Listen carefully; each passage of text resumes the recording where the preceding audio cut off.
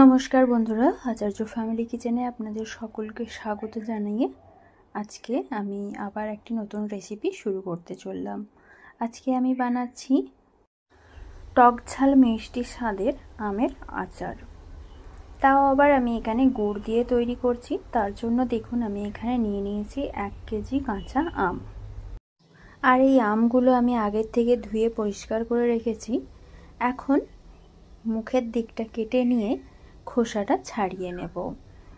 আর আমি এখানে আমগুলো বটির সাহায্যেই বেশ ভালোভাবে কেটে নেব। আর নিয়ে নিয়েছি একটি পাত্রে বেশ কিছুটা পরিমাণে জল। এবার আমি খোসাগুলো একে একে ছাড়িয়ে নিচ্ছি। দেখুন এভাবেই আমি আমের খোসাগুলোকে বেশ ভালো মতো করে ছাড়িয়ে নিচ্ছি।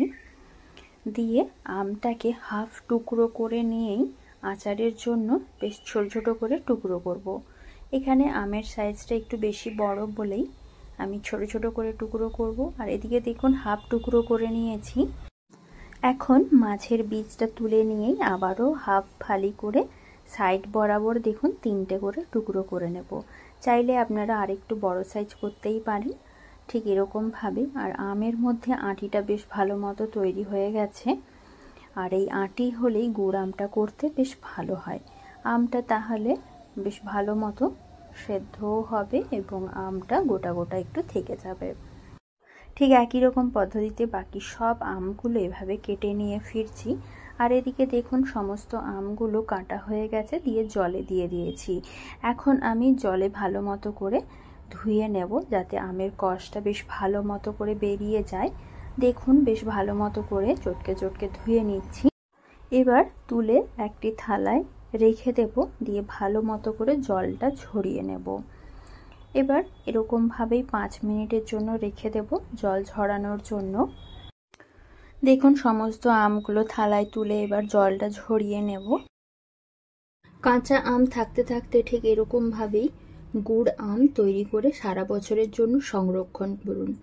তাহলে এই পদ্ধতিটা অবশ্যই ফলো করবেন, তাহলে বুঝতে পারবেন সারা বছর ধরে কোন প্রসেসে তৈরি করলেই সংরক্ষণ করা যাবে। দেখুন আমগুলো এখন জল ঝরানোর জন্য বেশ ভালো মতো করে মিনিট 5 জন্য রেখে দেব। আর এদিকে দেখুন মশলাগুলো রেডি করে নেব। গুড় আম বানানোর জন্য এখানে নিয়ে নিয়েছি 500 গ্রাম গুড়। গুড়টাকে এখন জাল দিয়ে তরল করে নেব। তার জন্য গ্যাস জ্বালিয়ে একটি পাত্রে গরম করে নিয়েছি, পাত্রটাতে ঢেলে দিচ্ছি গুড়। 500 গ্রাম গুড় ভালো মতো মুছে ঢেলে দিলাম। দিয়ে মিডিয়াম ফ্লেমে গুড়টাকে বেশ ভালো মতো করে জাল দিয়ে গুড়টা তরল করে নেব। তরল করার অর্থ হচ্ছে গুড়ের মধ্যে থাকা যে সমস্ত নোংরাগুলো থাকে, যেমন কোনো কিছুর খোয়া বা এমনিতে মাছি বা পোকামাকড় কিছু যদি পড়ে থাকে, তাহলে সেইগুলো ছেঁকে বের করে দেওয়া যেতে পারে। আর আচারের মধ্যে থাকলে সেটি খুবই অস্বাস্থ্যকর হবে। আর এদিকে দেখুন গুড়টা বেশ ভালো মতো তরল হয়ে গেছে। এখন আমি এটিকে নামিয়ে ঠান্ডা হতে দেব। এবার একটি কড়া বসিয়ে দিলাম। কড়াইটা একটু ভালো মতো গরম করে নিয়ে দিয়ে দেব 7টি শুকনো লঙ্কা, আর দেব 1 চামচের মতো 5 ফোড়ন, আর 1 চামচ গোটা জিরে, 1 চামচ গোটা ধনে, আর দেব 1 চামচ মৌরি, আর দিয়ে দেব 1 চামচ গোলমরিচ। তবে এখানে 1 চামচ মেথি অবশ্যই অ্যাড করব, কিন্তু যে সমস্ত মশলাগুলো প্রথমে দিয়েছি 50% মতো লো ফ্লেমে ভেজে নেওয়ার পরে অ্যাড করব। দেখুন 50% মতো ভাজা হয়ে গেছে। এখন আমি দিয়ে দেব 1 চামচের মতো মেথি। আর একই মাপেই একটি চামচ আমি ইউজ করেছি, একটি বেশ বড় সাইজের চামচ। দেখুন এখানে 1 চামচ মেথি অ্যাড করে দিলাম, দিয়ে ভালো মতো নাড়াচাড়া করে মশলাটা শুকনো খোলায় ভেজে নিচ্ছি। আর মেথিটা দিলে ফ্লেভারটা খুবই ভালো হবে। তবে মেথিটা এরকম সময়ে দিলে ফ্লেভারটা ভালো পাওয়া যাবে। প্রথমেই দিয়ে দিলে একটু বেশি পুড়ে যাওয়ার সম্ভাবনা থাকবে বা বেশি ভাজা হয়ে যাওয়ার সম্ভাবনা থাকবে। আর এদিকে দেখুন মশলাটা ভাজা হয়ে গেছে। এখন আমি একটি প্লেটে নামিয়ে নিলাম, নামিয়ে ঠান্ডা করে নেব। আর এদিকে যে গুড়টা ঠান্ডা হতে দিয়েছিলাম সেটি তো ঠান্ডা হয়ে গেছে। এখন একটি ছাঁকনির সাহায্যে একটি পাত্রে ছেঁকে নিচ্ছি। দেখুন গুড়টাকে ছেঁকে নিচ্ছি, দিয়ে এবার ভালো মতো করে গুড়টা গলিয়ে নিয়ে গুড়ের মধ্যে যে নোংরাগুলো আছে সেইগুলো বের করে দেব। তাহলে আচারটা বেশ ভালোই হবে।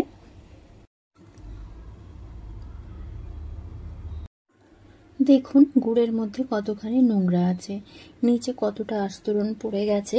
এই নোংরাটাই আমি ফেলে দেব। দেখুন কতখানি একদম কালো কালো টাইপের গুঁড়োগুলো রয়েছে, এগুলো এখন ছেঁকে বের করে দেব। এবার চলে যাব মূল আচার তৈরির প্রসেসে। ওইদিকে কড়া পরিষ্কার করে নিয়ে কড়াই দিয়ে দিলাম 4 টেবিল চামচের মতো সর্ষের তেল। আর সবসময় চেষ্টা করবেন সর্ষের তেলেই আচারটা করার। সর্ষের তেলটা ভালো মতো গরম হয়ে যাওয়ায় দিয়ে দিলাম 1 চামচ 5 ফোড়ন। 5 ফোড়নটা ভালো মতো নাড়াচাড়া করে বেশ ভালোভাবে ভেজে নেব। আর এই পর্যায়ে 5 ফোড়ন ভাজার সুন্দর একটা ফ্লেভার ছেড়েছে। এখন আমি দিয়ে দেব জল ছড়িয়ে টুকরো করে কেটে রাখা আমগুলো।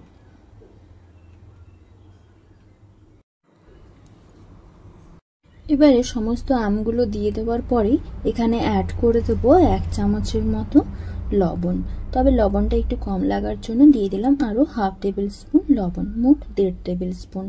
আর দিয়ে দেবো ওই একই স্পুনেরই 1 টেবিল স্পুন হলুদের গুঁড়ো দিয়ে ভালো মতো আমটা নাড়াচাড়া করে একটু ভাজা ভাজা করে নেব, যাতে আম থেকে জলটা খুব সহজে বেরিয়ে গিয়ে ভালো মতো মজে যায়।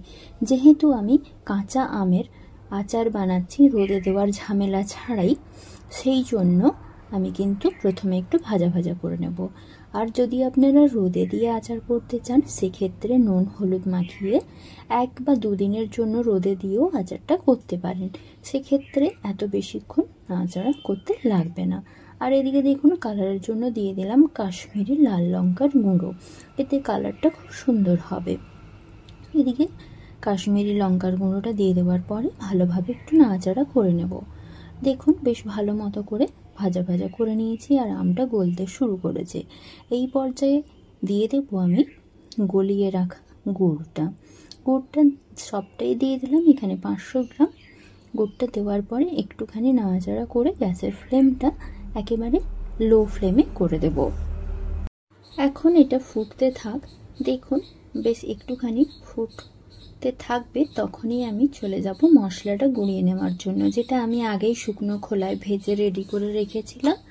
সেটা এখন বেশ উষ্ণ গরম হয়েছে, পুরোপুরি গরমটা কেটে গেছে। এখন চলে যাব সেটা বাটানোর জন্য।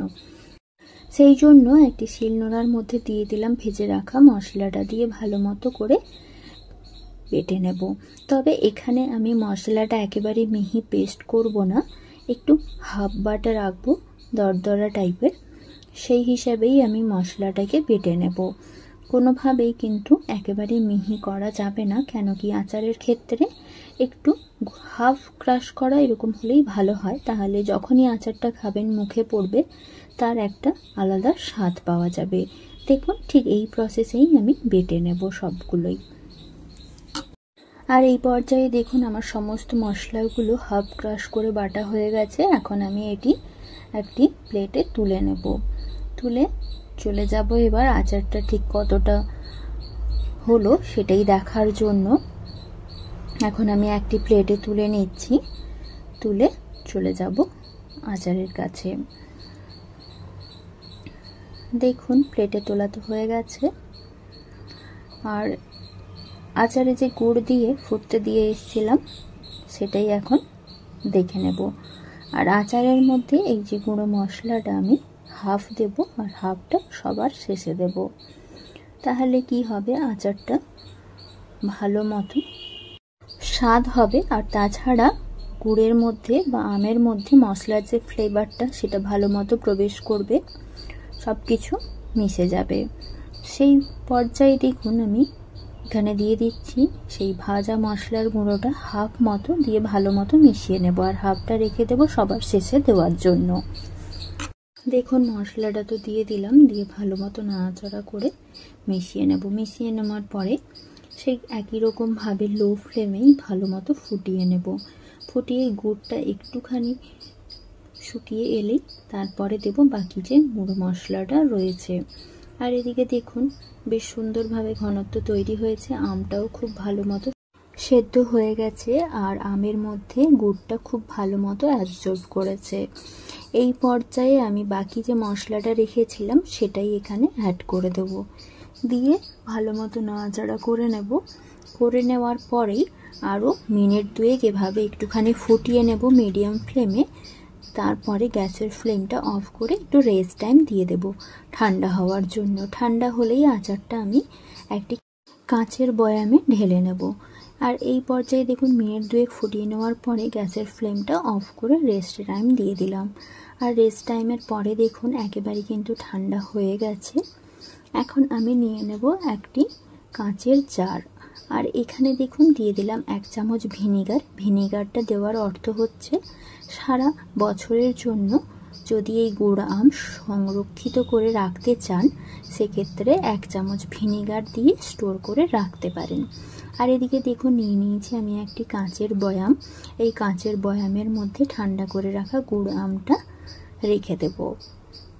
রোদে দেওয়ার ঝামেলা ছাড়াই কাঁচা আমের গুড়ের আচার, তাও আবার টক মিষ্টি ঝাল স্বাদের, যদি ভালো লাগে তাহলে লাইক কমেন্ট শেয়ার করবেন। সেই সঙ্গে প্রত্যেকটি টিপস অবশ্যই ফলো করবেন।